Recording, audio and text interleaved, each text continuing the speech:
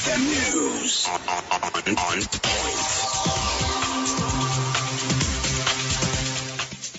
on The news on XFM. I'm Chris Tim. Presidential candidate General Henry Tumukunde has promised to develop Northern Uganda to match with the development in other areas of the country. Tumukunde made the promise while addressing his first campaign meeting in Northern Uganda in Pakwach, that's in West Nile. He said that development in this part of the country has lagged behind because government has not prioritized the region.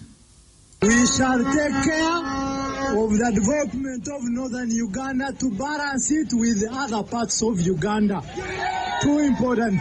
We shall also pay special attention to our women who dig every day using hose and producing very little, which is not even enough for their own family's consumption. We shall further promote tourism in order to support the people of Pakwach with the investments you have made. The Speaker of Parliament, Rebecca Alitwala Kadaga, has pledged her support towards the Muslim community on the enactment of a law to operationalize Kadi courts. The matter of Kadi courts was brought to her attention by the President of the Muslim Center for Justice and Law, Umar Nyanzi, and Dr. Zahara Nampeo from the Human Rights and Peace Center at Makerere University.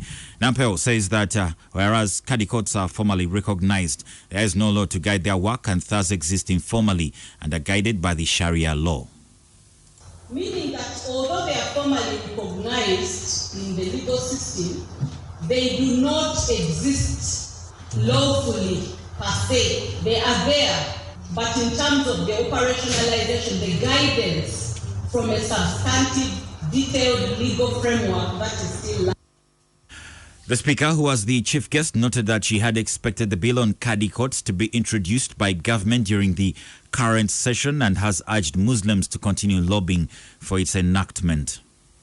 Again, this is an area which really the government should handle because it may involve appointment of judicial officers, it may involve creation of judicial infrastructure and also the budget to manage those courts. It has to be provided for. So all this has not been done. So I think we need to lobby much harder. A landlord has opened a case against a tenant who locked his family outside for 3 days. Bernard Isiko reported the case at Ginger Road Police Station after a wife to his tenant, Patricia Akulo, broke into the house to get her belongings. The landlord wants police to intervene into the matter to save the mother and her children.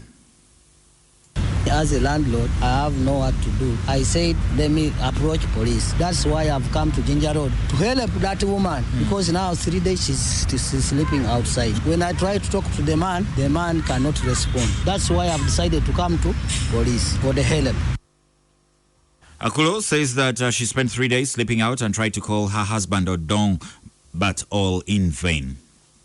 My husband just disappeared from home, and then I see the life is difficult. Then I pack these kids, I send them at home, at our place. But now I'm calling him to come. Someone called him that I took the kids from the village. He came. After come, then he locked for me the door. I just want him to give me all of my things because it's not even his first time to disappear from home. On to international news, Shanghai has dethroned London to become the world's most connected city as the coronavirus shakes up international travel. London has seen a 67% fall in connectivity in air travel, according to the airline industry body IATA. Shanghai from China has risen up the ranks and the world's four most connected cities are now all in China. IATA says the pandemic has undone a century of progress for connectivity between cities. The dramatic shift demonstrates the scale at which the world's connectivity has been reordered over the last month, said Sebastian Mikoz, a spokesman for the International Air Transport Association known as IATA. Large transport hubs including London, New York in the US and Tokyo in Japan have been hit hard by the dramatic reduction in flights in and out of their cities. In sports, today's football superstars Lionel Messi and Cristiano Ronaldo could not even dream of being admired as much as Diego Maradona was, says his former Argentina teammate Usi Adiles. 3 days of national mourning have begun in Argentina after Maradona died on Wednesday at the age of 60. His body will lie in state at the Casa Rosada the seat of the Argentine government during that time. Maradona, who played for clubs including Barcelona in Spain and Napoli in Italy, was captain when Argentina won the 1986 World Cup, scoring the famous hand of God goal against England in the quarterfinals. Now, in more sports, Atalanta scored twice in 4 minutes to deliver a surprise 2-0 victory over Liverpool and blow qualification from Champions League Group D wide open. Manager Pep Guardiola insisted the goals will come after Manchester City dominated Olympiacos in Greece to secure progress to the Champions League knockout stages with 2 games to spare in a 1-0 win. And that's the latest XFM News. XFM News on point.